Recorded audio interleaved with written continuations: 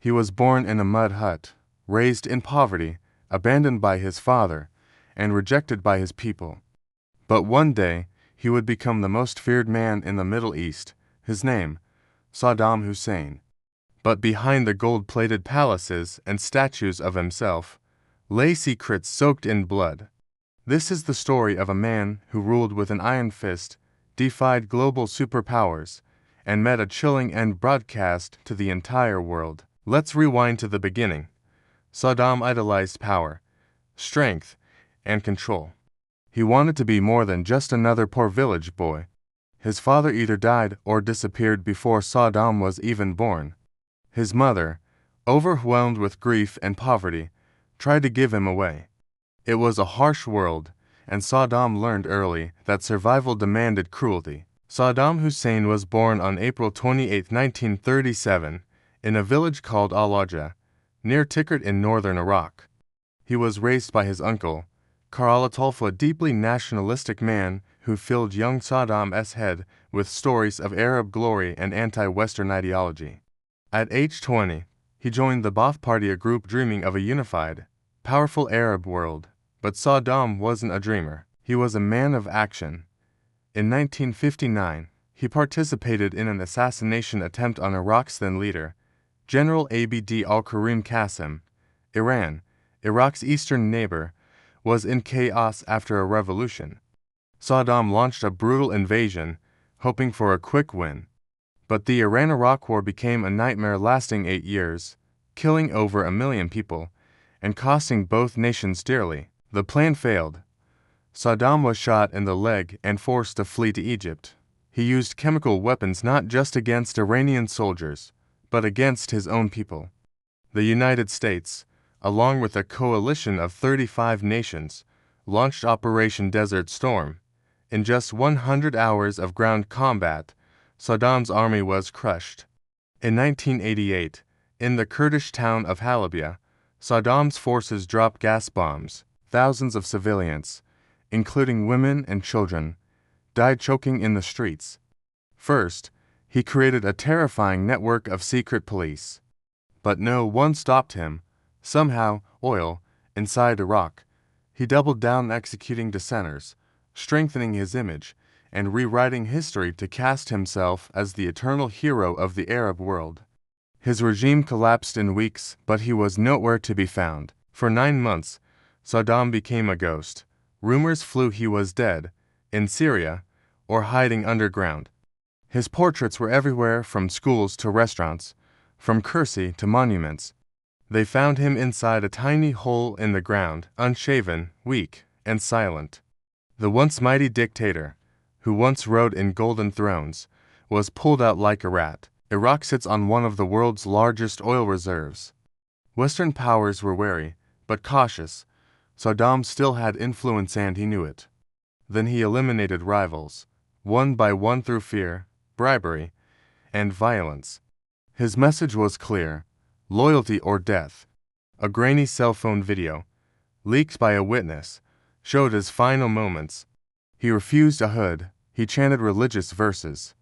And then the trapdoor opened. In court, Saddam shouted, mocked the judges, and claimed he was still president. But the verdict was inevitable. A poor boy who reached unimaginable power, only to fall spectacularly, leaving behind a nation still searching for peace. But that bullet wouldn't stop him. His sons, Uday and Qasem, became infamous for their sadism, kidnapping, torturing, and killing with impunity. Saddam had ruled with terror, but his fall opened a new chapter of pain. In Egypt, Saddam studied law, sharpened his political skills, and watched. And within days, he called a meeting of Ba'ath Party leaders. They accused him of hiding weapons of mass destruction, chemical and nuclear. There was no solid evidence, but the drums of war grew louder. To others, especially some in Iraq's Sunni minority, he was a symbol of Arab pride and resistance against foreign domination. His legacy remains fiercely debated. On live television, he read out a list of traitors. Each man was dragged away, pleading. It was a performance, a chilling one. Saddam was no longer hiding. He was the king now, always watching. When he returned to Iraq, The Ba'ath Party finally seized power in 1968. Saddam wasn't the president yet, but he was the puppet master behind the curtain. He built his power slowly. After the 9/11 attacks in the US, the world changed. And subscribe to Time Morphs for more true stories that shaped our world. In 1979, the sitting president, Ahmed Hassan al-Bakr, mysteriously resigned. Saddam took his place. He surrounded himself with luxury lavish palaces, personal zoos, and portraits of himself across the country. But he ruled through fear. In 1980, Saddam saw an opportunity. Saddam's cruelty during the war shocked the world. The world watched. Why? But his ambitions didn't stop. In 1990, he invaded Kuwait, accusing it of stealing Iraqi oil.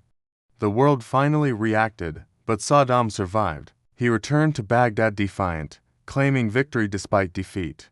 He published novels under a fake name. He compared himself to ancient kings. But beneath the surface, Iraq was crumbling. The 1990s brought crushing international sanctions. Food and medicine grew scarce. Children died by the thousands. Saddam lived in luxury, while his people starved. Then came 2001. Though Saddam had no direct ties to al-Qaeda, the U.S. government painted him as a threat. In March 2003, the United States invaded Iraq. Saddam vanished. His palaces were bombed. His statues were toppled. Then in December 2003, a tip led American soldiers to a small underground hideout near Tikrit. His capture shocked the world. For Iraqis, it was surreal. He was put on trial by the new Iraqi government for crimes against humanity, including the execution of 148 villagers from Dhu jail. He was sentenced to death by hanging. On December 30, 2006, just before dawn, Saddam Hussein was taken to the gallows. Saddam was gone, but the chaos he left behind was just beginning. His death didn't bring peace. Iraq spiraled into sectarian violence. Terror groups rose from the ashes. Millions were displaced. Thousands more died. To some, Saddam was a monster, a brutal dictator responsible for countless deaths. One thing is certain: Saddam Hussein's life was a storm. He lived like a king, ruled like a tyrant, and died like a criminal. But in the end, history doesn't forget. Like, share, and subscribe prompt. If you found this story powerful, don't forget to like the video. Share it with someone interested in world history.